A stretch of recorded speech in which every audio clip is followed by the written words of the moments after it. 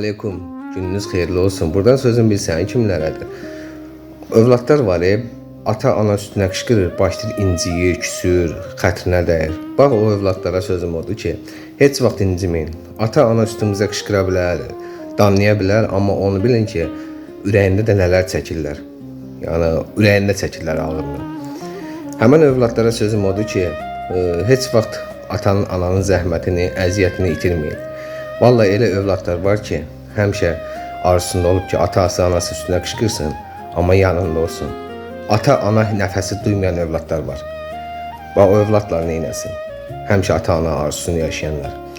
Onu deyim ki, ata da, ana da həyatda insanın, övladın tək arxada ayağıdır. Qardaş öz yerinə, bacı öz yerinə, övlad öz yerinə, amma ata-ananın yerinə heç kim verməz, heç nə də verəməz. Allah bütün valideynləri, ataları, anaları qorusun. Düzdür, deyirlər, bacı ana əvəzi, qardaş ata əvəzdir. Orası elədir. Amma yenə də atanın, ananın yerinə heç nə vermək istəyir. Neçə yaşında olsun, 50 yaşında olsa, 70 yaşında olsan, ata, ana üçün yenə uşaqsan. Allah bütün valideynləri qorusun. Bütün valideynlərin əlini öpürəm. Salam aleykum. Görək mənim bu sözümü kim haqlı çıxardacaq, kim haqsız deyəcək mənə. Salam aleykum. Gününüz xeyirli, bərəkətli olsun.